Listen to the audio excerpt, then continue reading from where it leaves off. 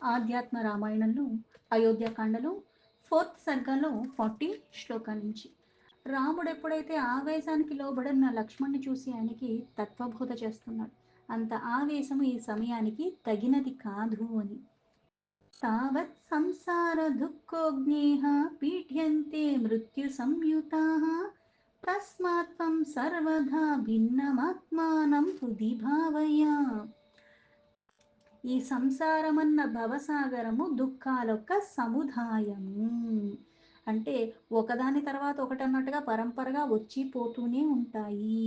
అవి పీడిస్తూనే ఉంటాయి. వాటిని తప్పించుకుని మనమే ఉండలేం. కాకపోతే సర్వదా మన హృదయంలో దేహాత్ముల కన్నా భిన్నంగా ఆత్మ ఉన్నది. అది కారణంగానే నేనున్నానన్న అది అనుభవంలోకి తెచ్చుకోవాలి. ఎందుకంటే ఎప్పటికైనా ఈ శరీరం విడవాల్సిందే. ఈ శరీరాన్ని నేను తీసుకెళ్ళను. పైగా జన్మ తీసుకున్నాక మరణం అంటూ ఉన్నదే ఉన్నది. అందుకే ఎలా అయితే ఇంతకుముందు క్రోధమే సంసార బంధనాల్లో మనం చిక్కుబడటానికి మూలము అని చెప్పి, అదే మళ్ళీ జనన మరణాల చక్రంలో పడి ఉంచటానికి కారణము అని చెప్పాడు. ఇప్పుడు కూడా ఈ సంసారం అన్నది దుఃఖాలొక్క సముదాయమే. అయితే అవి ఎప్పుడూ ఉంటూనే ఉన్నాయి. కాకపోతే నువ్వెలా ఉంటున్నావు అన్న దాన్ని బట్టి అందులో మార్పులేమి రావు. కాకపోతే దాని ప్రభావం నీ మీద పడకుండా ఉండేలాగా నువ్వు చేసుకోగలవు. అందుకే ఆత్మ అన్నది దానికి భిన్నమైనదన్నది అనుభవంలోకి తెచ్చుకోవాలి. అది అనుభవంలోకి తెచ్చుకోవాలి అంటే బుద్ధ్యాదిభ్యో బహిః సర్వమనువర్తస్వ మాకిదః భుంజన్ ప్రారబ్ధమఖిలం సుఖం వా దుఃఖమేవ వా. బుద్ధి ప్రధానము. జ్ఞానేంద్రియాలు, కర్మేంద్రియాలు అన్నీ మనసు అందరికీ ఉన్నవే.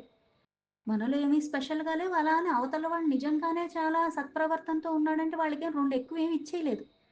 అవి వాళ్ళకి ఉన్నవి, మనకి ఉన్నవి. కాకపోతే తేడా వ్యత్యాసం ఎక్కడొస్తుందంటే బుద్ధిని వినియోగించుకునే దాన్ని బట్టి. అందుకే బుద్ధి ఆది. బుద్ధ్యాదుల కన్నా వేరైన ఆత్మ గురించి చక్కగా అవగాహన కలిగినవాడు ఒకలాగుంటాడు. అవగాహన లేనివాడు ఈ లౌకికమైన భోగాలే సర్వస్వం అనుకుని ఈ జీవితాన్ని వృధా చేసుకుంటాడు. అందుకే ఆత్మ గురించి ఈ బాహ్య వ్యవహారాలన్నిటినీ కూడా నిర్వహించటానికి ఇది కావాలి. ఎందుకంటే చైతన్యం ఉంది కాబట్టి నేను జీవించి ఉన్నాను. అది ఈ శరీరం విడిచి వెళ్ళిపోయాక ఇది జడం. నేనేమి చెయ్యలేను. అప్పుడు కళ్ళు ఉన్నాయి, చేతులు ఉన్నాయి, కాళ్ళు ఉన్నాయి. కాకపోతే అవి కదలవు. ఎందుకంటే ఈ శరీరంలో చైతన్యం లేదు. అందుకే ఆత్మను గుర్తించి అది బాహ్య వ్యవహారాలనంతటికీ కూడా నిర్వహించటానికి కారణమన్నది అనుభవంలోకి తెచ్చుకోవాలి. పైగా జీవితంలో సుఖమైనా గానీ, దుఃఖమైనా కానీ అంతా కూడా ప్రారబ్ధం. మనం జేసిందే మనకొస్తుంది. మనం జెయ్యంది మనకి రానే రాదు. పైగా ఎంత చెట్టుకు అంతగాలన్నట్టుగా నేను ఎంతైతే తీసుకోగలనో అంతే ఇస్తాడు పరమాత్మ. అంతకు మించి కూడా ఏమివ్వడు. పైగా మనకి మారటానికి కూడా చాలా అవకాశాలు ఇస్తూ ఉంటాడు. కానీ అజ్ఞాన వశంలో ఎలా అయితే పిల్లవాడికి ఆ మెరుస్తున్న కత్తే కావాలనుకుంటాడు. అది హాని చేస్తుందని వాడికి తెలీదు. మనం కూడా జీవితంలో కొన్ని కొన్ని అక్కర్లేనివి గూడా కావాలని దూరుతూ ఉంటాం. నెత్తినేసుకుంటూ ఉంటాం. అది ప్రారబ్ధం. అందుకే దుఃఖమొచ్చినా, సుఖమొచ్చినది ప్రారబ్ధం అంటే ఇది శాశ్వతం కాదు, అది శాశ్వతం కాదు. ఏదన్నా సరే వచ్చి పోయేవే. కానీ దుఃఖపడకూడదు. అది బాధను కలిగిస్తుందని తెలిసి కూడా ఆ మనస్సునందు దాన్ని మనము రానివ్వకూడదు. ప్రవాహ పతితం కార్యం కుర్వన్నపి న లిప్యసే బాహ్యే సర్వత్రా కర్తృత్వమావాహన్నపి రాఘవ. ఓ రఘుకుమార, బయట నుంచి అంటే ఇంద్రియాలు. ఇంద్రియాలకి ఎలా అయితే తన్మాత్రలున్నాయి, కన్నున్నాయి, చెవులున్నాయి, ముక్కున్నాయి, వాసన బావుందనిపిస్తుంది, స్పర్శ బావుందనిపిస్తుంది, చూడటానికి ఇంపుగా కనిపిస్తూ ఉంటుంది.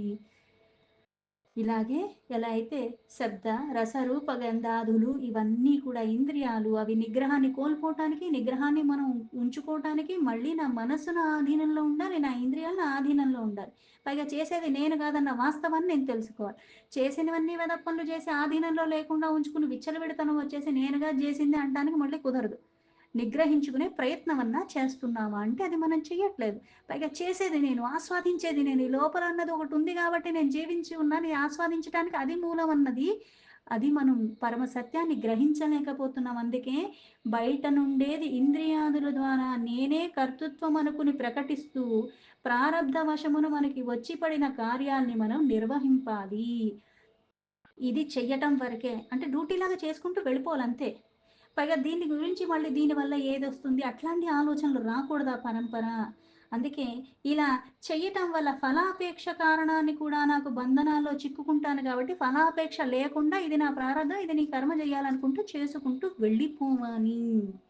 అంతః శుద్ధ స్వభావస్త్వం లిప్యసే న చ కర్మభిః ఏతన్నయోదితం కృత్స్నం హృది భావయ సర్వదా.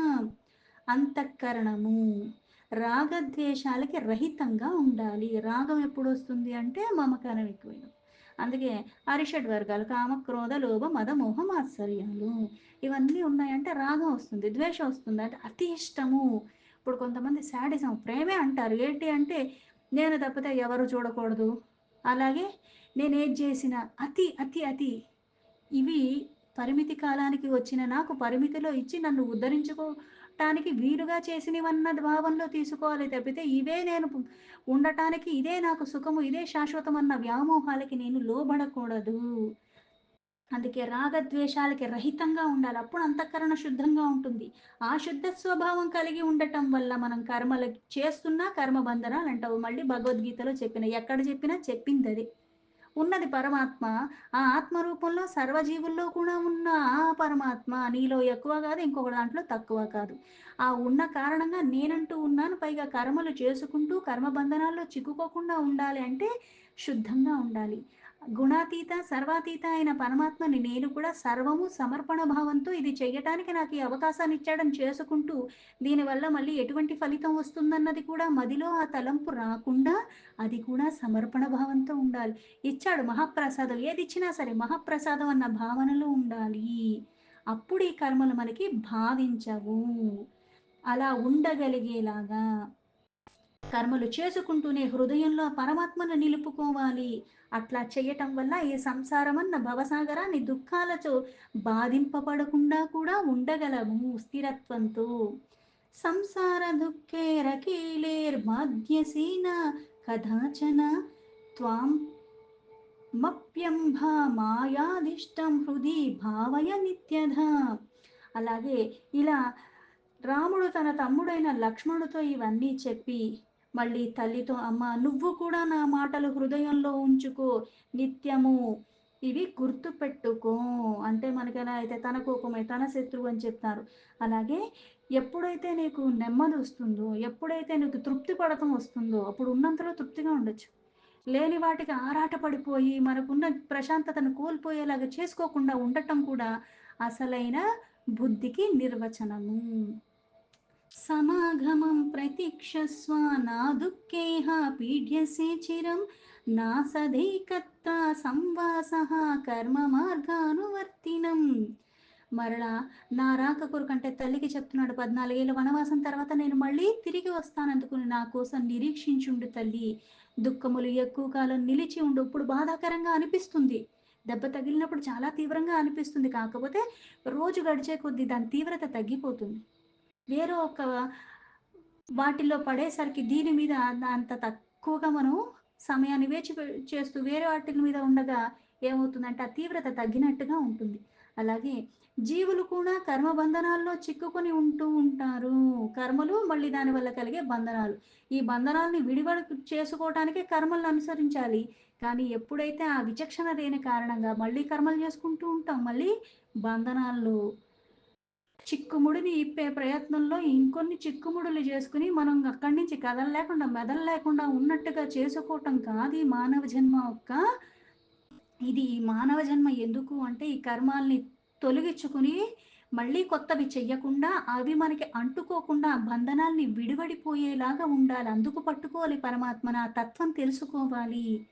అందుకే మన ప్రారబ్ధ కర్మను అనుసరించి ఎల్లవేళలా ఒక చోట కలిసి ఉండుట అందరికీ సాధ్యం కాదు. వచ్చేయి వస్తూ ఉంటాయి. విడిపోయే వాళ్ళు విడిపోతూ ఉంటారు. మనం ఎవరు కలవాలో వాళ్ళు మళ్ళీ మధ్యలో వచ్చి కలుస్తూనే ఉంటారు. అందుకే ఎప్పుడూ కలిసి ఉండటం అన్నది అందరికీ సాధ్యము కాదు. యథా ప్రవాహ పతితప్లావానం సరితాం తథా చతుర్దశ సమాసంఖ్యా క్షణార్ధమివ జాయతే. ఎలా అయితే నది ప్రవాహం ఉంటుంది. అది ప్రవహిస్తూనే ఉంటుంది. అందులో పడి కొట్టుకుని పోయే కొట్టుకు వెళ్ళిపోతుంటే, అందులో పడి పక్కకు వెళ్ళిపోయి పక్కకు వెళ్ళిపోతూ ఉంటే, అందుకే పడవలు గాని ఎల్లవేళలా కలిసి ఉండవు. మొదలయ్యేది ఒక్క దగ్గరనే ఎంచవచ్చు. తర్వాత దేనికది అన్నట్టుగా ఎలా అయితే వెళ్ళిపోతూ ఉంటాయో, అలాగే మనకి కూడా కలిసి ఉండటం తగదమ్మా! కుదరదు అని చెప్పాడు. అనుమన్యస్వ మామంబ దుఃఖం సంతృజ్య దూరతః ఏవం చేత్సుఖ సంపాసో భవిష్యతి వనే మమ. అలాగే తల్లి, ఈ 14 సంవత్సరాలు ఈ వ్యవధి క్షణంలాగా గడిచిపోతుందమ్మా. నువ్వు ఎక్కువ బాధపడకు. నేను అయిపోయాక తిరిగి వస్తాను. నువ్వు ఈ దుఃఖాన్ని వదిలిపెట్టేసేయి. నేను వళ్ళానికి ఆజ్ఞ ఇవ్వమ్మా నాకు అంటే నువ్వు అనుమతి అది కూడా ఆనందంగా నన్ను పంపించు. 14 సంవత్సరాలు ఎంత అరక్షణంలాగా అయిపోతాయి.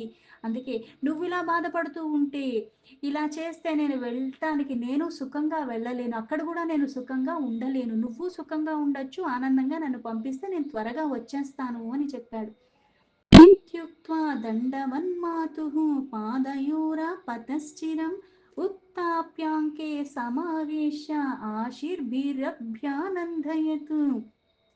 ఇలా చెప్పి రాముడు ఆ తల్లికి మళ్ళీ పాదాల మీద వాలిపోయాడు. అంతటా తల్లి అతన్ని లేవనెత్తి ఒడిలోకి తీసుకుని మనస్సును కుదుటపరుచుకుని ఆశీర్వాదంతో ఇక్కడ అభినందిస్తూ సర్వే దేవాః సగంధర్వా బ్రహ్మ విష్ణు శివాదయః రక్షन्तు త్వం సదా యాంతం తిష్టంతం నిద్రయాయుతం.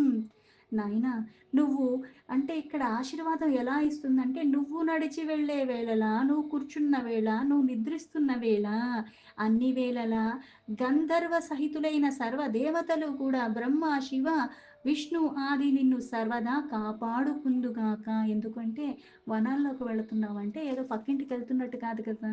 అక్కడ మృగాలుంటాయి. ఎటు నుంచి ఏదొస్తుందో తెలీదు. ఎందుకంటే మనకి నిజంగా ఒక ఇంట్లో 4 గోడల మధ్యలో తలుపులేసుకొని ఉన్నామంటే భద్రంగా ఉన్నాం. ఆ లోపల ఉన్నంత వరకు. కానీ ఇక్కడ ఆ ప్రదేశంలో ఉంటాం. అక్కడ ఉండటానికి నీడ గాని, నడవటానికి గాని అన్నీ పైగా అప్పటి రోజుల్లో అటువంటిది ఎళ్ళేటప్పుడు ప్రతి క్షణం అందుకే కూర్చున్నా, నిద్రపోయినా, నడుస్తున్నా అన్ని వేళలా కూడా అంటే అపస్మారకంగా మనం ఒక్క నిమిషం ఉన్నా సరే ఆపద పొంచి ఉన్నది అన్నట్టుగానే ఉంటుంది. అందుకే సర్వదా నిన్ను కాపాడుతుందురుగాక అని ఆ తల్లి అలా దీవించింది రాముణ్ణి.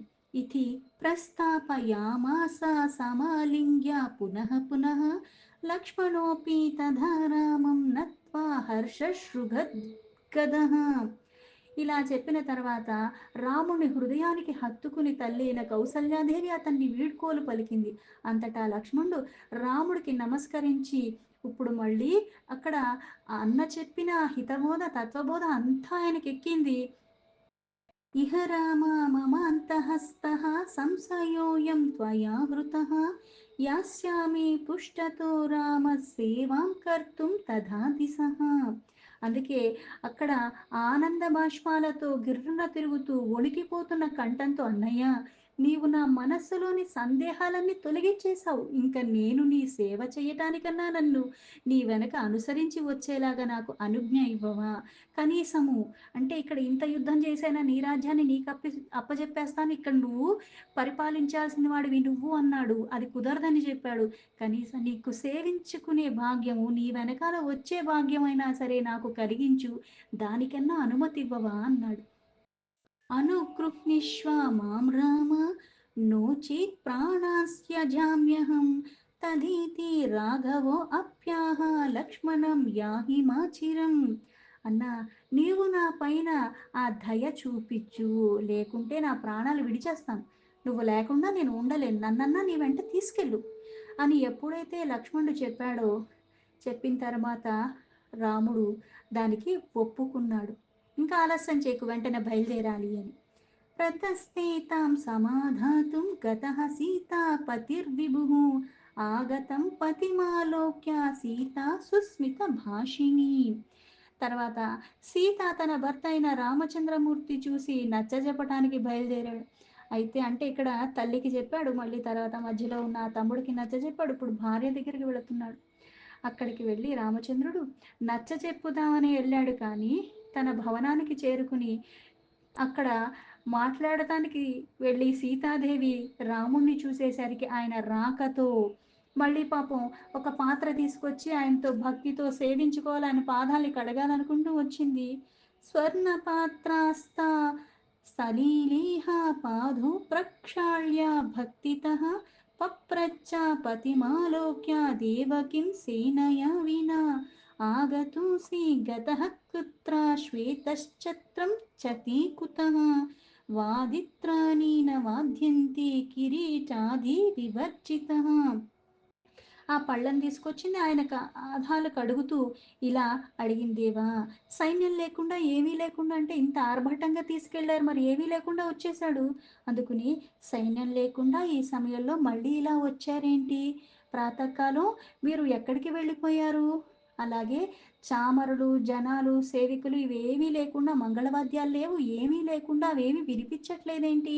కిరీటము మొదలైనవి ఇవేమీ కూడా ఆభరణాలు కూడా లేకుండా మీరు ఉన్నారేంటి అని.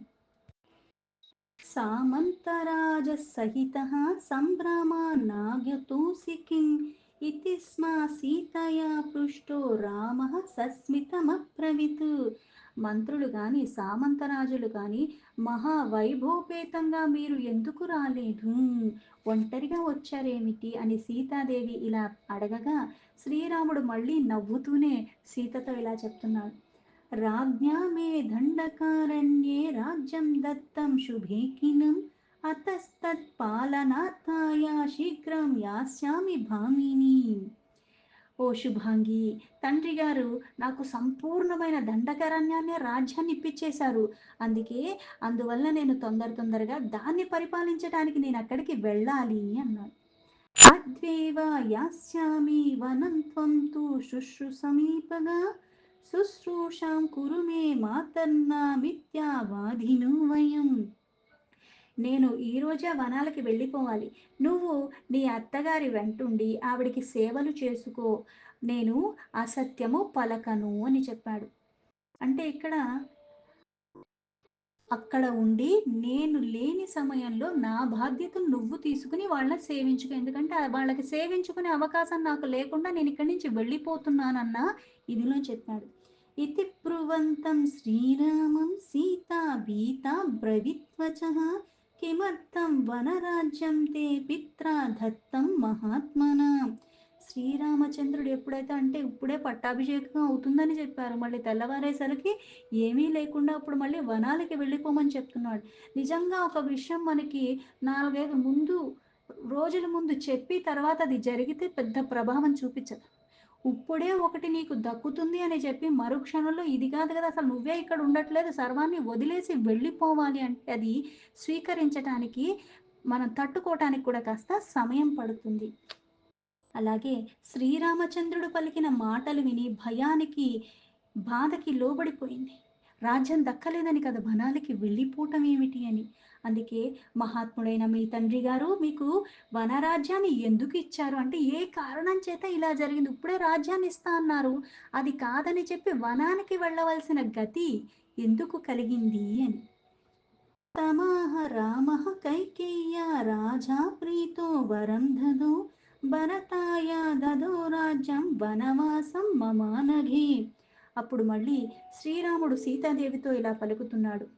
ఓ పాపరహిత మహారాజు ఆనందంగా కైకేయికి కొన్ని వరాలు ఇచ్చారు.